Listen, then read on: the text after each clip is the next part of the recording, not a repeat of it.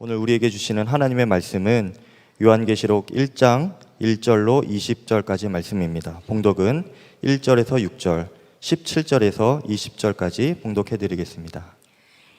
이것은 예수 그리스도의 계시입니다. 이 계시는 곧 일어나야 할 일들을 그 종들에게 보이시려고 하나님께서 그리스도에게 주신 것입니다. 그런데 그리스도께서는 자기의 천사를 보내셔서 자기의 종 요한에게 이것을 알려주셨습니다. 요한은 하나님의 말씀과 예수 그리스도의 증언, 곧 자기가 본 것을 다 증언하였습니다. 이 예언의 말씀을 읽는 사람과 듣는 사람들과 그 안에 기록되어 있는 것을 지키는 사람들은 복이 있습니다. 그때가 가까이 왔기 때문입니다. 요한은 아시아에 있는 7교회에 편지하노니 이제도 계시고 전에도 계셨고 장차 오실리와 그의 보좌 앞에 있는 7영과 또 신실한 증인이시요 죽은 사람들의 첫 열매이시요 땅 위의 왕들의 지배자이신 예수 그리스도께서 내려주시는 은혜와 평화가 여러분에게 있기를 빕니다.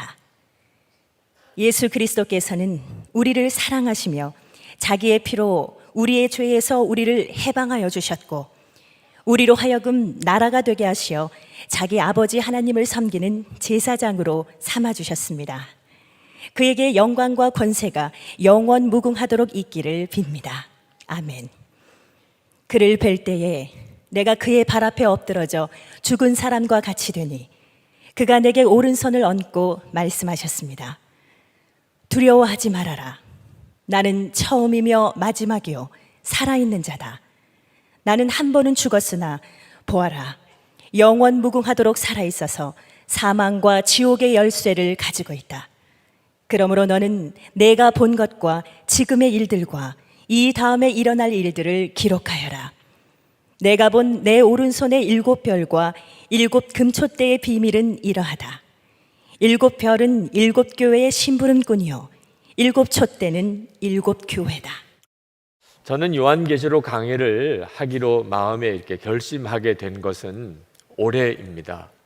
갑자기 그런 마음이, 그 부담이 저에게 주어졌습니다. 언젠가는 해야 하겠지 생각은 했지만 이렇게 갑자기 제 마음을 강권하시는 하나님의 뜻이 뭘까 궁금했습니다. 사실 요한계시록은 설교하기가 어려운 성경입니다. 묵시도 있고 상징도 많아서 제대로 다뤄내는 일이 만만치 않고 또 이 책 때문에 영적인 혼란도 그동안의 기독교 역사상 굉장히 많았습니다. 그런데도 왜 요한계시록을 읽고 또 제가 설교를 하려고 하는가? 이단에 의하여 미혹이 엄청나게 심해졌습니다. 성도들의 가정에 이 일로 인해서 고통당하는 가정이 너무 많았습니다. 그래서 성도들에게 요한계시록이 솔직히 어떤 책인지를 정확하게 알려드릴 필요가 있겠다고 싶고, 또 하나는 이 요한계시록을 읽고 듣고 그대로 순종하는 사람이 복이 있다고 성경은 말하고 있습니다. 3절 말씀에 보면 이 예언의 말씀을 읽는 사람과 듣는 사람들과 그 안에 기록되어 있는 것을 지키는 사람들은 복이 있습니다. 그때가 가까이 왔기 때문입니다. 그러니 요한계시록을 뒤로 미루기가 어려운 거죠. 제가 요한계시록 강의를 준비하면서 깜짝 놀랐습니다. 요한계시록의 메시지에 확 빠져들었습니다. 강의 준비하기가 쉬운 책은 아니지만 지금도 함께 계시는 예수 그리스도, 그것은 하나님께서 제 마음에 심어준 가장 놀라운 복음이고 그리고 사모함인데, 요한계시록은 지금도 우리와 함께 계시는 예수 그리스도를 너무나 놀랍게 보여주는 책이었습니다. 그래서 우리 교우들에게 빨리 요한계시록을 강의하면 좋겠다, 우리 교우들이 빨리 이 요한계시록을 읽었으면 좋겠다, 그런 마음이 지금 솔직한 제 심정입니다. 저는 요한계시록을 주석을 하거나 또는 성경 공부식으로 설교를 하려고 하지는 않습니다. 시간상으로 주일 설교에는 적합지가 않더라고요. 그래서 여러분들에게 좋은 요한계시록에 대해서 좀 더 알고 싶으신 분들에게는 좋은 책을 제가 다음 주에 주보에 실어드리겠습니다. 그래서 직접 사서 요한계시록을 더 깊이 연구하고 싶으신 분들은 활용하시면 되겠습니다. 저는 주일 설교 때 오직 요한계시록이 보여주는 예수 그리스도, 지금 우리와 함께 계신 바로 그분을 저도 여러분도 더 분명하게 바라보게 되기를 위하여 말씀을 준비하여 전하려고 합니다. 요한계시록은 해석상의 논란이 있는 부분이 꽤 많습니다. 가능하면 그 부분들은 건드리지 않으려고 합니다. 특별한 경우 외에는 일반적으로 택하고 있는 해석을 중심으로 말씀을 여러분들과 나누려고 합니다. 요한계시록에 쓰여질 당시는 엄청난 핍박이 교회와 성도에게 임하던 때였습니다. 요한 사도가 반모섬에 거기서 감옥에 갇혀 있는데, 이미 요한 사도는 100세가 가까운 노령이고, 그리고 혼자서 그 바위 섬에 갇혀서 아주 고통스러운 지금 유배 생활을 하고 있습니다. 그때 당시에 교회와 성도들이 다 똑같은 형편이었습니다. 예수를 믿으면 그렇게 힘들고 어려운 고통 가운데 있었습니다. 로마 제국이 그 광활한 영토를 다스리는 방법으로 택한 것이 황제 숭배였습니다. 황제를 숭배하면, 신으로 숭배하면 그러면 안녕과 복지를 제공을 해 주었습니다. 그러나 만약에 로마 황제를 신으로 숭배하지 않으면 무자비한 핍박을 가했습니다. 근데 기독교인들은 로마의 황제를 숭배할 수가 없습니다. 예수님만, 오직 예수님만 그리스도이십니다. 결국 초대교회 또 성도들에게 엄청난 박해가 오기 시작했습니다. 네로 황제 때 사도 바울 또 사도 베드로가 순교했습니다. 도미시안 황제 때라고 해석되는 이 요한계시록 기록될 당시에는 단순히 로마만 아니고 전 로마가 지배하는 모든 영역에 핍박이 가해지기 시작했습니다. 그와 같은 때에 이 요한계시록이 기록이 된 겁니다. 초대교회 성도들은 핍박을 당할 때 흔들릴 수밖에 없었습니다. 여러분도 예수 믿으면 죽는다고 하고 예수 믿으면 재산 다 빼앗긴다 그러면 아무렇지도 않을 수 있겠습니까? 교회들이 흔들리는 교회가 생기고 믿음을 떠나는 그런 교인들이 생기기 시작을 했습니다. 초대교회 교인들은 주님이 잘 이해가 되지 않았습니다. 이런 무자비한 핍박이 오고 있는데 왜 속히 재림에 오시지 않으시는가? 분명히 속히 오시겠다고 하셨는데 왜 아직도 오시지 않는가? 왜 우리들이 이렇게 죽어가도록, 이렇게 고통을 당하도록 내버려 두시나? 그때 주님께서 여전히 교회와 성도들과 함께 계시다는 거예요. 예수님은 하나님의 보좌 우편에만 계신 분이 아니고 지금 핍박당하는 그 교회와 성도들과 지금도 함께 계시다는 거예요. 그리고 우리 육신의 눈에는 보이지 않지만 영적인 세계가 있고 그 실상을 주님이 보여주시려고 이 요한계시록을 쓰게 한 것입니다. 이 초대교회 성도들에게 있어서 가장 두려움은 죽는 것입니다. 그런데 예수님은 죽음을 이기시고 부활하신 분이시죠. 18절 말씀에 보면 예수님이 요한에게 나타나셔서 이렇게 말씀하십니다. 살아있는 자다. 나는 살아있는 자다. 나는 한 번은 죽었으나 보아라 영원 무궁하도록 살아있어서 사망과 지옥의 열쇠를 가지고 있다. 깜짝 놀랐죠. 예수님이 부활 승천하셨는데 그 부활 승천하신 예수님의 영광스러운 모습을 요한 사도가 보게 된 겁니다. 그리고 그것을 요한계시록에 기록한 겁니다. 이것은 그때 당시에 초대교회 성도들에게 말할 수 없는 힘이 되었습니다. 죽음의 두려움을 넘어선 거죠. 죽음 이후에 부활이 있고 그리고 이 세상이 전부가 아닌 하나님의 나라가 있음을 그들이 보게 되었어요. 요한계시록을 통해서. 사실 그 당시 때 이 로마 황제와 그 제국의 권세, 그리고 우상과 황제 숭배의 신전들의 위세는 대단했습니다. 지금도 우리가 그리스나 로마에 가면 그때 당시의 신전의 흔적들이 남아 있어서 지금도 관광지가 되어 있잖아요. 대단한 권세였습니다. 그런데 교회는 너무 초라했어요. 예배당 하나 변비엔이 없었습니다. 그냥 가정 집에서 모임을 가졌어요. 예수 믿는 사람들이 무슨 테러 집단도 아닙니다. 그냥 끌고 가면 끌려가는 거고, 죽이면 그냥 죽임을 당했어요. 세상에 가장 나약해 보이는 사람들이었습니다. 그런데 왜 로마 제국이 교회를 핍박하냐 말입니다. 그냥 내버려 두어도 제대로 서지도 못할 것 같고, 모여도 그래 변변치 않아 보이는, 예배당 하나 그럴듯한 신전이 없는 그 교회를 왜 핍박합니까? 두려움 때문이었어요. 예수 믿는 사람이 두려운 거예요. 아니, 세상에 뭐가 두렵습니까? 죽어도 황제를 숭배할 수 없다. 예수님이 나의 그리스도시다. 예수님이 내 주님이다. 이러고 진짜 죽어가는 거예요. 아니, 보통 죽인다 그러면 떨고, 그리고 자기 입장도 바꾸고 어떻든지 살려고 별의별 수단을 다 쓰는 게 사람 아닙니까? 그래서 죽인다는 위협을 하는 거잖아요. 그런데 죽일 테면 죽여라. 예수님이 나의 주님이시다. 이렇게 고백하는 그리스도인들을 죽이는 사람이 무서운 거예요.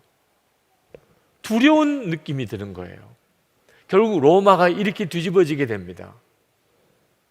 죽음을 두려워하지 않는 믿음이 이 요한계시록에서 환하게 드러납니다. 어떻게 그때 당시에 초대교회 성도들이 죽음을 두려워하지 않는 믿음을 가질 수 있었는지, 지금도 함께 하시는 그 주님을 보고 하나님 나라를 보았기 때문에. 사도 요한은 예수님과 3년 동안 같이 동고동락했습니다. 예수님에 대해서 너무나 잘 아는 제자입니다. 그런데 이 요한계시록에서 예수님을 만나는 순간에 요한 사도는 완전히 꼬꾸라져서 죽은 사람처럼 되었습니다. 얼마나 충격을 받았는지. 3년 동안 같이 지냈던 그 예수님의 모습이 아니었던 거예요. 영광의 주님, 육신으로 계실 때 그분하고 너무나 다른 모습, 영광 가운데 계신 주님, 그 예수님을 딱 만나는 순간에 요한은 꼬꾸라졌어요. 진짜 예수님을 만났다는 뜻입니다. 환상도 아니고 꿈도 아니었어요. 그러면 이렇게 쓰러져서 죽은 사람처럼 될 수가 없죠. 이사야도, 욥도, 다니엘도 하나님을 바라보는 눈이 뜨이는 순간에 똑같이 쓰러져서 죽은 사람처럼 되었어요. 도대체 예수님의 모습이 어떤 모습이었기 때문에 그랬을까요? 13절부터 16절까지 이렇게 기록합니다. 그 촛대 가운데 인자와 같은 분이 계셨습니다. 그는 발에 끌리는 긴 옷을 입고 가슴에는 금띠를 띠고 계셨습니다. 머리와 머리털은 흰 양털과 같이, 또 눈과 같이 희고, 눈은 불꽃과 같고, 발은 풀무불에 달구어 낸 노새와 같고, 음성은 큰 물소리와 같았습니다. 또 오른손에는 7뼈를 쥐고, 입에서는 날카로운 양날 칼이 나오고, 얼굴은 해가 강렬하게 비치는 것과 같았습니다. 여러분, 이 하나하나의 묘사는 다 상징입니다. 해석이 필요한 거죠. 그러나 어떤 것도 정확한 해석이라고 할 수가 없어요. 전체적으로 보면 말로 설명할 수 없는 모습이었다는, 영광의 주님, 요한이 보고 쓰러져서 죽은 것처럼 된 그 주님의 모습은 도대체 사람의 말로 자세하게 묘사할 수 없는 그런 영광스러운 모습이었다는. 주님은 쓰러진 요한을 다시 이렇게 세웁니다. 그리고 소아시아 7교회에 주실 말씀을 들려주시고 그것을 기록하여 보내라고 그렇게 지시를 하십니다. 이 요한계시록의 중요한 포인트는 미래에 있는 게 아니고 현재에 있다는 것입니다. 예수님은 분명히 그때 당시에 소아시아 7교회에 이 서신을 보내셨어요. 예수님의 관심은 그 소아시아 교회였고 그 성도들의 지금의 삶이었습니다. 물론 요한계시록에는 미래에 대한 말씀들이 계속 나옵니다. 오늘 1장에도 보면 1절에 이 계시는 곧 일어나야 할 일들을 그 종들에게 보이시려고 그랬고, 7절에 보면 보아라 그가 구름을 타고 오신다. 눈이 있는 사람은 다 그를 볼 것이요 그를 찌른 사람들도 볼 것이다. 땅 위의 모든 족속이 그분 때문에 가슴을 칠 것이다. 19절에 그러므로 내 본 것과 이제 있는 일과 장차 될 일을 기록하라. 그래서 분명히 미래에 대하여 주님은 말씀하시고 보여주셨습니다. 그러나 가만히 이 계시록을 읽어보면 미래에 대한 내용들은 다 묵시와 상징으로만 묘사를 하셨습니다.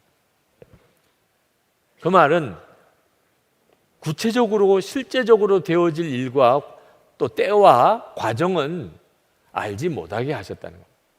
여러분, 새로운 차가 만들어지면 도로 주행 시험을 거치는데 그때는 검은 천으로 이렇게 차를 덮어놓죠. 그래서 새 차가 이번에 또 출시되는 모양이구나 알지만 그 실제적인 외형은 한동안 비밀로 감춥니다. 똑같아요. 예수님께서 미래에 대해서 말씀하시지만 천을 덮어두신 것과 같아요. 미래가 분명히 하나님의 심판의 때가 있고 우리 주님의 재림의 때가 있고, 그리고 악한 영은 완전히 꺾어지고 새 하늘과 새 땅이 이 땅에 임하겠구나, 이건 알 수 있지만 구체적으로 언제 어떤 과정을 통해서는 모르게 하셨어요. 근데 안타깝게도 예수님이 이렇게 덮어놓은 천을 자꾸 들춰내려는 분들이 많아요. 도대체 언제 주님이 오실까? 정말 지금은 진짜 종말인가? 도대체 종말이 어떤 징조가 있을까? 온통 관심이 거기에 있어요. 여러분, 요한계시록은 666이나 베리칩이나 또는 무슨 적그리스도나 휴거나 그런 내용을 담고 있는 책만 아닙니다. 요한계시록이 정말 말씀하고 싶은 것은 지금 현재 우리가 어떻게 살아야 하는가 하는 것입니다. 지금 인터넷에 보면 요한계시록과 관련해서 온갖 이야기가 난무하고 있습니다. 온통 관심은요, 지금이 종말의 때냐? 그러면 증거가 뭐냐? 지진이 일어나고 전쟁이 일어나고 이게 다 종말의 증거다. 그러면 종말은 언제 오냐? 요한계시록을 그런 관심을 가지고만 보는 겁니다. 우리 집단에만 들어와야 마지막에 휴거될 수 있는 사람 수에 들어갈 수 있다. 이단들은 그렇게 미혹합니다. 사람을 두렵게 만들고 그리고 무언가 공포를 조장하는 이런 분위기는 다 요한계시록에 대한 정확한 해석이 아닙니다. 예수님께서는 요한에게 예언을 주시고 앞으로 종말에 될 일을 말씀하신 뜻이 지금 소아시아 교회 성도들에게 그들의 삶 속에서 주님이 하고 싶은 말씀이 있으셨기 때문에 그 말씀을 하신 겁니다. 앞으로 될 일을 너희들이 분명히 알고 지금 정신 차려서 살아라. 핍박이 오고 환난이 오지만 앞으로 될 일을 내다보고 흔들리면 안 된다. 하나님의 말씀대로 사는 일에 조금도 어긋남이 없어야 한다. 예수님께서 지금 말씀하고 싶은 것은 바로 그 내용이었어요. 저는 오늘 이 1장을 묵상하면서 참 울었습니다. 요한 사도의 심정을 생각했어요. 반모섬에 홀로 갇혀서 그 노구에 말할 수 없는 고통스러운 기간을 보내는 요한 사도. 근데 요한 사도는 진짜 힘든 것은 육신의 고통이 아니었습니다. 마음이 무너진 거예요. 핍박이 오고 환난이 오니까 교회들이 무너지기 시작했어요. 그렇게 예수님을 믿고 구원받은 그런 성도들과 교회가 한순간에 믿음 잃어버리고 또는 세상과 타협하고 또는 첫사랑 잃어버리고 이렇게 교회는 끝나는가? 복음은 여기서 중단되는가? 요한 사도가 겪는 고통은요, 바로 그것이었어요.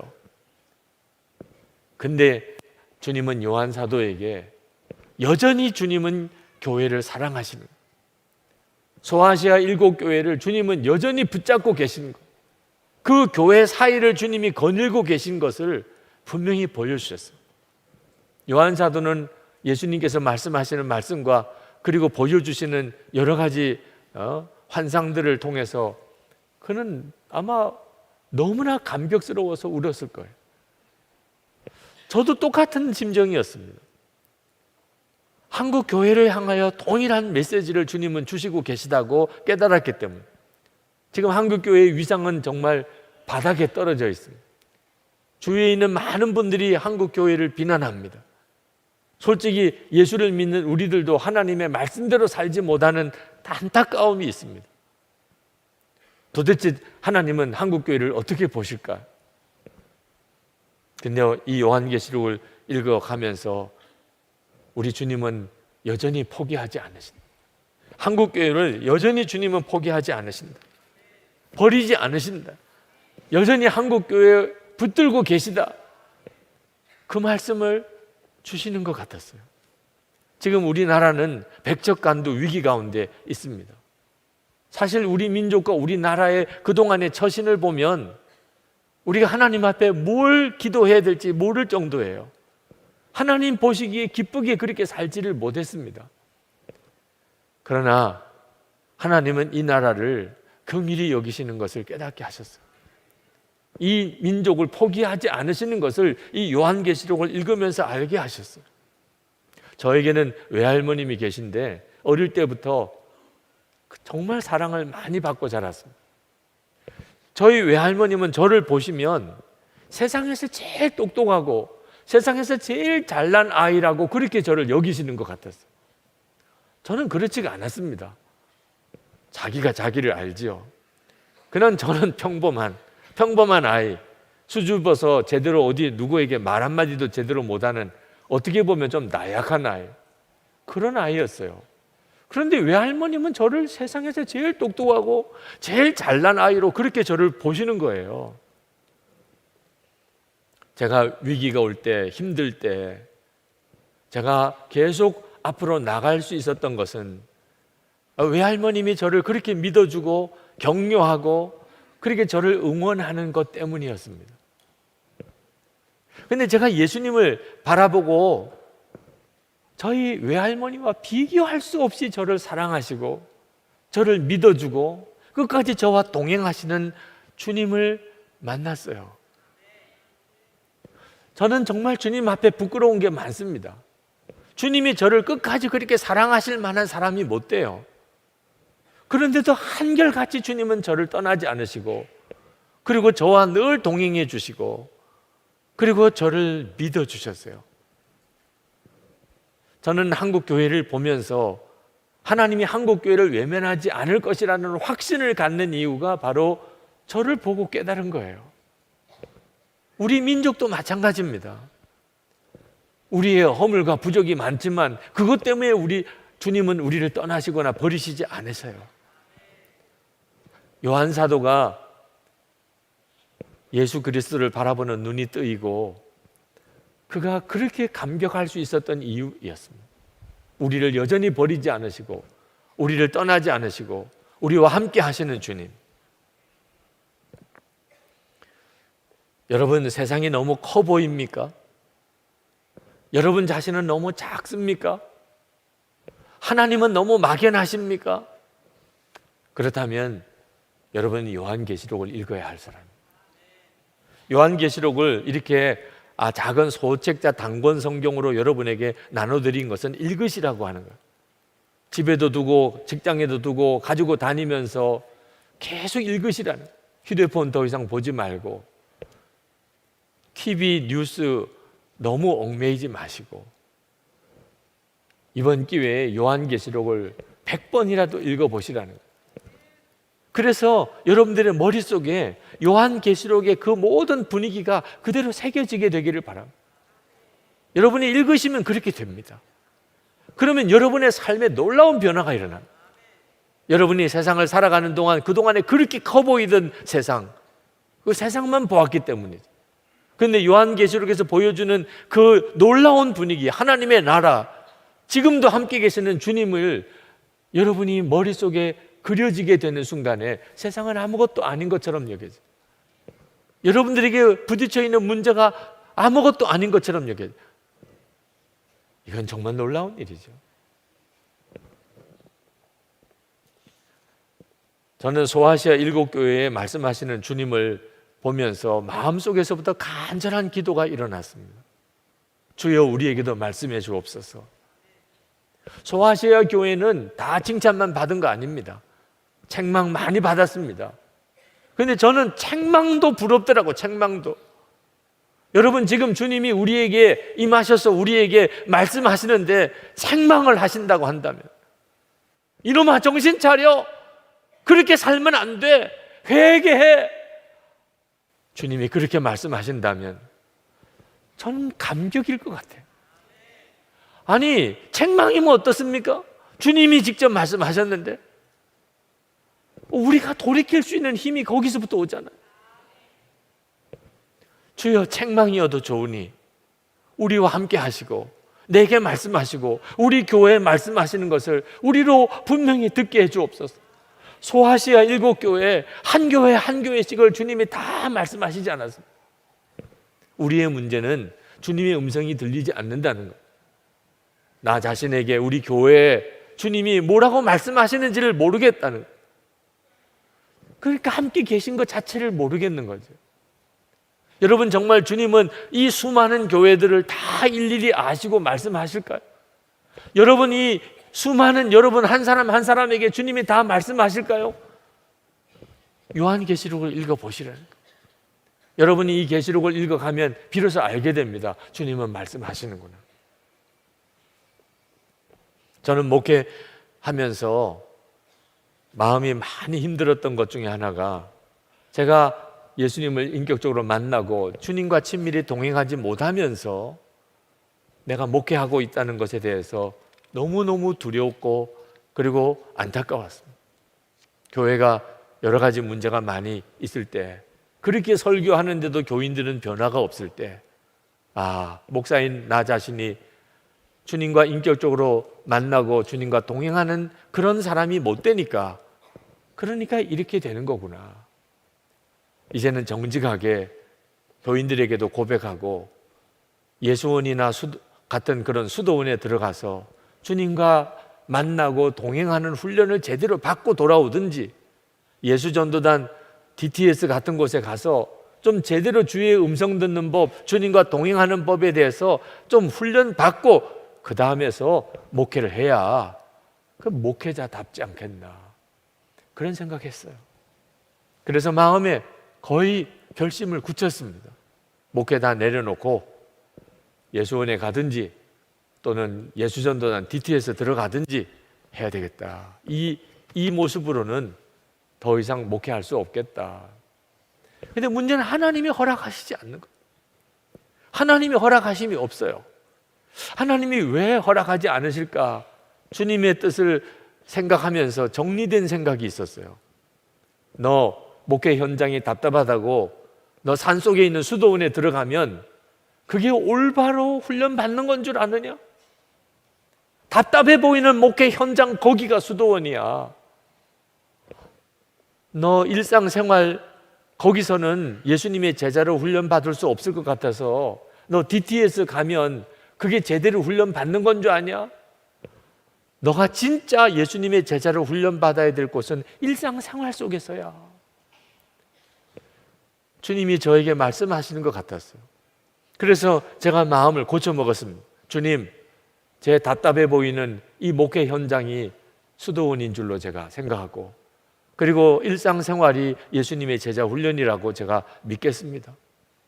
그리고 수도원에서는 도대체 어떤 일과로 사는지, DTS 가면 도대체 어떤 강의를 듣고 어떤 책을 보는지 수소문해서 책도 구입하고, 그리고 매일매일의 삶 속에서 주님과 동행해 보려고 애를 썼어요. 기도했습니다. 주님, 저에게는 가르쳐 줄 사람이 없어요. 수도원도 들어가지 말라, DTS도 가지 말라 하시니까 성령께서 직접 가르쳐 주세요. 주님이 직접 가르쳐 주세요. 그래서 주님이 가르쳐 주실 거라고 믿고 매 순간에 성령의 이끄심을 갈망하며 그렇게 목회해 왔어요. 그렇게 해서 만들어진 책이 예수님의 사람 제자훈련 교재요, 영성일기입니다.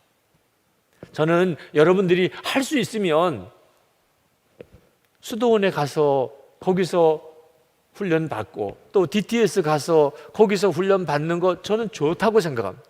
정말 추천해드리고 싶어요. 그러나 그럴 수 있는 사람은 지극히 적은 수밖에 안 됩니다.